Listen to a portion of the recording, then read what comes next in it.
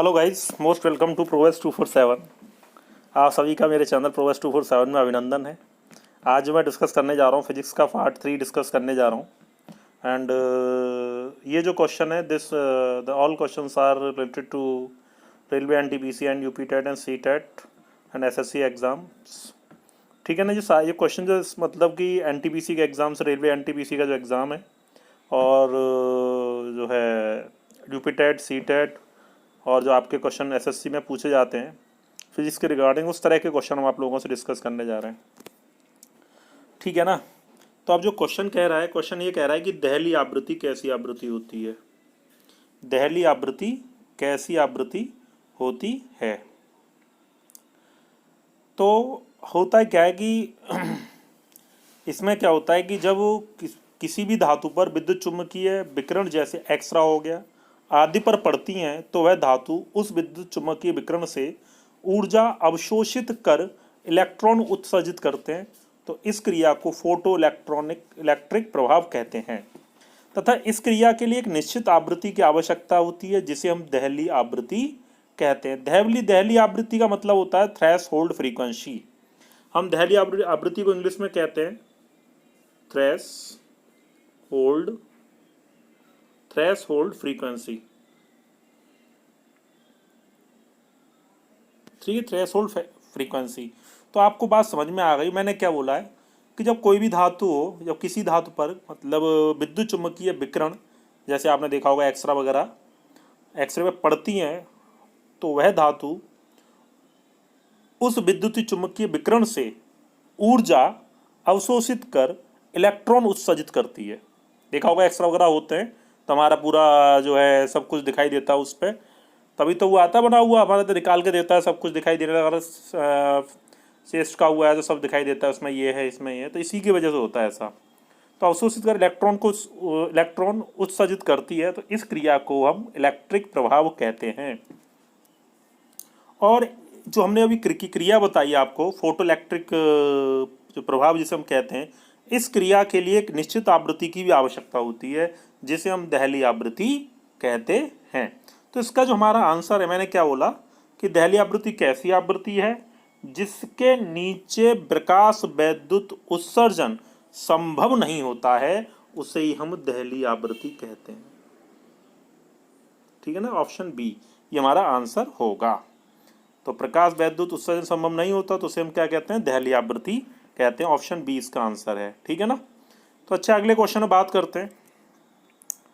अब देखिए जो नेक्स्ट क्वेश्चन है वो क्या कह रहा है, प्रकाश वोल्टीय सेल के प्रयोग से सौर ऊर्जा का रूपांतरण करने से निम्नलिखित में से किसका उत्पादन होता है।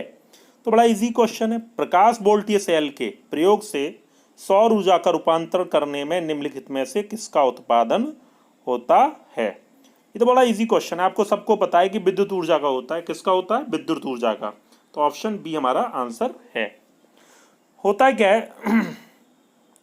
कि इस सौर ऊर्जा का रूपांतरण करने से विद्युत ऊर्जा का उत्पादन होता है और यह प्रक्रिया प्रकाश विद्युत प्रभाव के सिद्धांत पर आधारित है।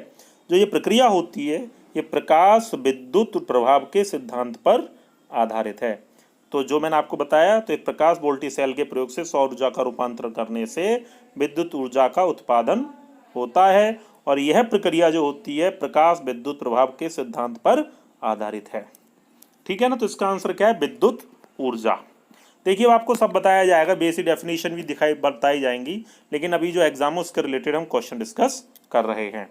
ठीक है, आपको यांत्रिक ऊर्जा बताई जाएगी, ये क्या होती है उसमें ऊर्जा, लेकिन आप सबको पता होगी, आपने 10th क्लास में इसको पढ़ा है। ठीक है। अच्छा, अगला क्वेश्चन बात करते हैं। प्रिज्म से गुजरने पर प्रकाश का कौन सा रंग सबसे अधिक विचलन दर्शाता है। वो बैगनी रंग होता है। कौन सा रंग होता है, वो बैगनी रंग। प्रिज्म से गुजरने पर प्रकाश का बैगनी रंग सबसे अधिक विचलन दर्शाता है। देखो आपको बताया कि बैगनी रंग का विचलन सबसे अधिक दर्शाएगा क्योंकि इस रंग का तरंग दैर्ध्य सबसे कम और प्रिज्म में इस रंग का अपवर्तनांक सबसे अधिक होता है। तरंग दैर्ध्य सबसे कम होता है और इस रंग का अपवर्तनांक सबसे अधिक होता है। प्रकाश के किसी रंग का विचलन उसके तरंगदैर्घ्य तथा प्रिज्म में उस रंग के लिए अपवर्तनांक पर निर्भर करता है। ये बात आप सबको पता होगी कि प्रकाश के किसी रंग का विचलन उसके तरंगदैर्घ्य तथा प्रिज्म में उस रंग के अपवर्तनांक पर निर्भर करता है। तो आपको पता होगा कि बैगनी रंग का विचलन सबसे अधिक दर्शाया गया है क्योंकि इस रंग का तरंगदैर्घ्य सबसे कम और अपवर्तनांक सबसे अधिक होता है। तो ये भी हम आप लोगों को सिखाएंगे, अपवर्तनांक भी निकाला जाता है। ठीक है ना। ठीक है, अगले क्वेश्चन बात करते हैं। किसी पदार्थ का फोटोग्राफ लेने के लिए आपेक्षिक उद्भाषण काल किस पर निर्भर करता है? पदार्थ की चमक पर करता है, या फोटोग्राफर के कौशल पर करता है, या पदार्थ के आकार पर करता है, या पदार्थ की निकटता? आपको पता है पदार्थ का फोटोग्राफ लेने के लिए आपेक्षिक उद्भाषण काल किस पर निर्भर करता है? तो पदार्थ की वो चमक पर निर्भर करता है। किस पर करता है? पदार्थ की चमक पर निर्भर करता है। ये हमारा पहला आंसर होगा। ठीक है ना। अच्छा, नेक्स्ट क्वेश्चन में बात करते हैं। अगला क्वेश्चन क्या है? चाक्षुष प्रदर्श एकक में प्राथमिक रंग होते हैं। कैसे होते हैं? चाक्षुष प्रदर्श एकक, इसे कहते हैं विजुअल डिस्प्ले यूनिट, बीडीयू। ठीक है, विजुअल डिस्प्ले यूनिट, इसे इंग्लिश में कहते हैं चाक्षुष प्रदर्श एकक को विजुअल डिस्प्ले यूनिट कहते हैं। में प्राथमिक रंग होते हैं। वो कौन कौन से होते हैं? लाल, हरा और नीला। लाल, हरा और नीला, ये हमारा बी आंसर होगा। इसका क्या होगा? लाल, हरा और नीला, ये हमारा आंसर होगा। ठीक है ना। तो चाक्षुष प्रदर्श एकक लाल, हरा, नीला, ये इसके प्राथमिक जो है रंग होते हैं। ठीक, बात समझ में आ गई होगी। चलो अगले क्वेश्चन बात करते हैं। नेक्स्ट क्वेश्चन क्या करें? ल्यूमन एकक क्या है? ल्यूमेन एकक है। ल्यूमेन एकक आपने पढ़ा होगा, ये ज्योति फ्लक्स का ऐसा ही मात्रक है। ल्यूमेन एकक क्या है? एकक मतलब यूनिट। क्या है उसकी ल्यूमेन की? वो ज्योति फ्लक्स का एक ऐसा ही मात्रक है। इसका आंसर क्या होगा? ल्यूमेन एकक किसका मात्रक है? ज्योति फ्लक्स का मात्रक है। श्वेत प्रकाश कितने रंग का मिश्रण होता है? 7। अगला क्वेश्चन क्या है? श्वेत प्रकाश कितने रंगों का मिश्रण होता है? तो श्वेत प्रकाश कितने रंगों का मिश्रण होता है? 7 रंगों का मिश्रण होता है। बैनी आह पीनाला आपने पढ़ा होगा। बैनी आह पीनाला एक हमें शॉर्टकट सिखाया जाता था। जैसे बैगनी हो गया, ठीक है, और आपका जामुनी हो गया,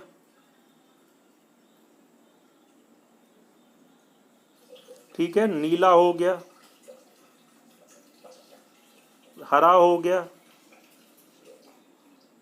पीला हो गया और आपका नारंगी हो गया, ठीक है, और लाल हो गया।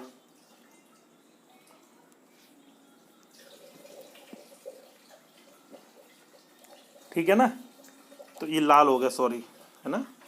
तो 7 रंग होते हैं: बैगनी, जामुनी, नीला, हरा, पीला, नारंगी और लाल।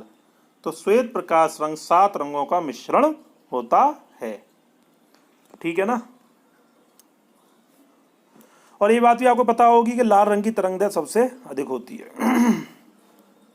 परमाणु घड़ी निम्नलिखित में से किसके संक्रमण मतलब ट्रांजिशन पर आधारित है? ठीक है ना। तो किस पर आधारित है ये? सीजियम। संक्रमण जो होता है, ट्रांजिशन होता है, पर इस पर आधारित है। तो परमाणु घड़ी निम्नलिखित में से किसके संक्रमण पर आधारित होती है? तो किस पर आधारित होती है? सीजियम।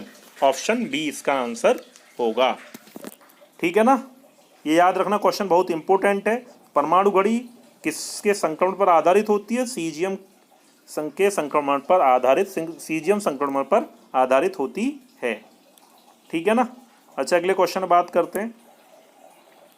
अवतल लेंस में हमेशा निम्नलिखित में से कौन सा प्रतिबिंब बनता है? तो आप सभी पता होगा, अवतल लेंस में प्रतिबिंब हमेशा वस्तु की ओर लेंस तथा फोकस के बीच में बनता है।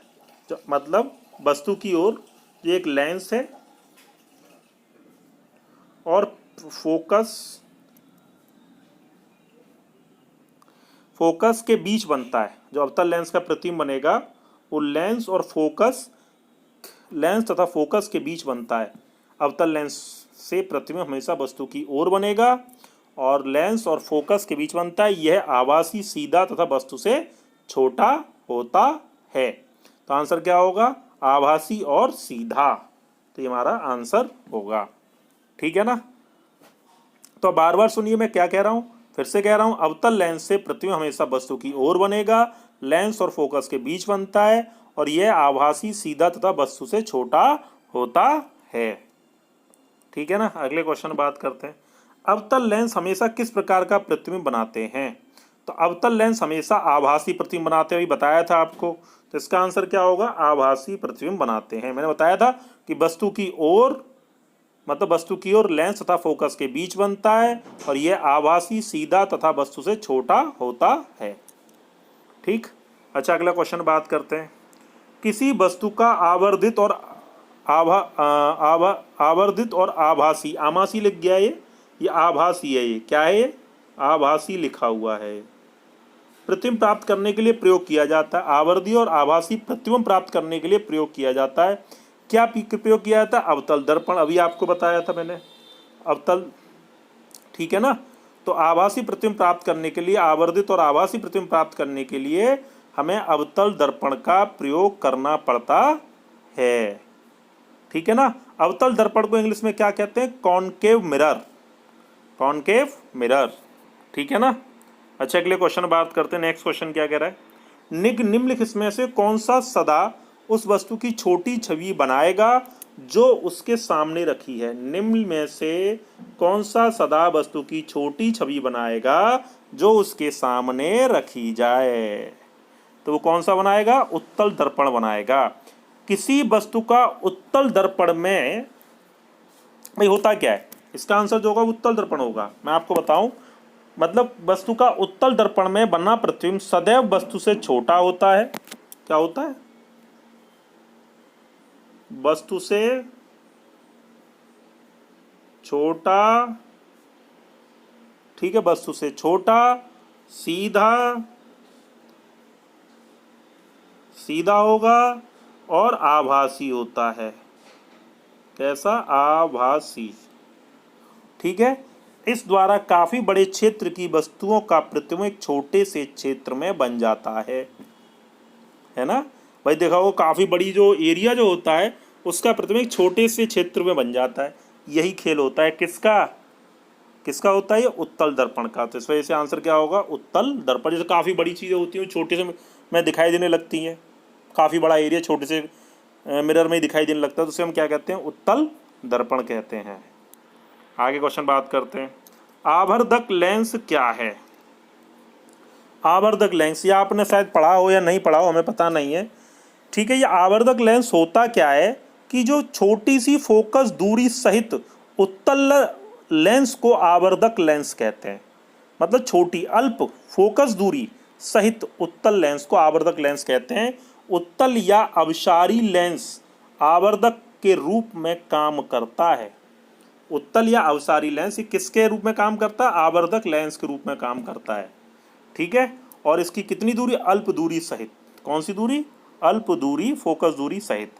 तो इसका आंसर जो होगा वो क्या होगा? अल्प फोकस दूरी सहित उत्तल लेंस, इसको हम क्या कहते हैं? आवर्धक लेंस कहते हैं। ठीक है, याद रखना आवर्धक लेंस क्या होता है। आगे क्वेश्चन बात करते हैं। आवर्धक लेंस वास्तव में है क्या? आवर्धक लेंस होता क्या है वास्तव में? ये समतल अवतल लेंस भी होता है, अवतल लेंस भी होता है, क्या उत्तल लेंस भी होता है, क्या बेलनाकार लेंस भी होता है।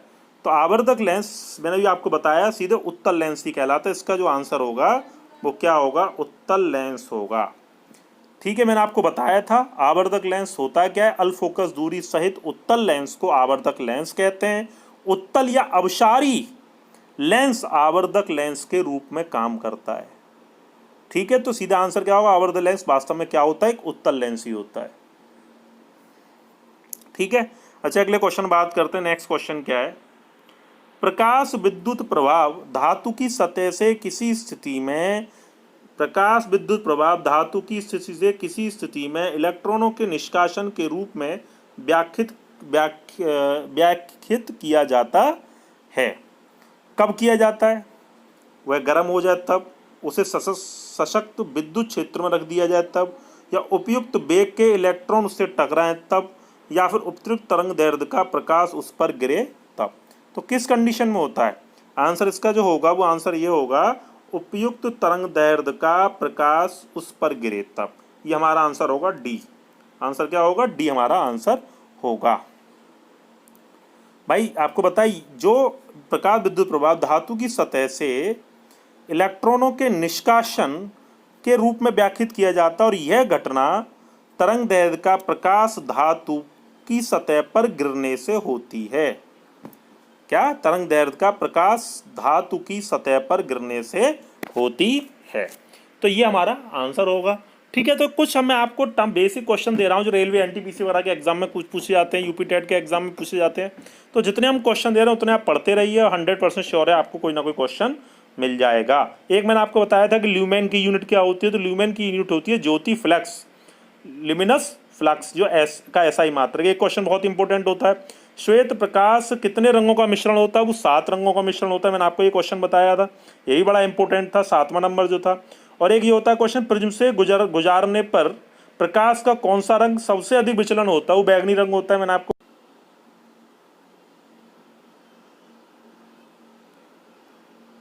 तो आवर्त लेंस वास्तव में क्या उत्तल लेंस होता है, मैं आपको सब बताया है। ठीक है, प्रकाश विद्युत प्रभाव धातु की सतह से किसी इलेक्ट्रॉन निष्कासन को व्याख्यात करता है, मैंने आपको ये बताया है, क्योंकि तरंग दैर्ध्य का प्रकाश पर गिरे तब ऐसा होता है। तो इसका आंसर ये होगा। ठीक है ना। अच्छा, हम चलते हैं। Okay, thank you so much, all the best, bye bye, take care. Please हो सके चैनल को शेयर लाइक सब्सक्राइब करना ना भूलें, बेल आइकन को जरूर प्रेस कर लें जिससे कि आपको नोटिफिकेशन मिलता रहे। Okay, bye bye.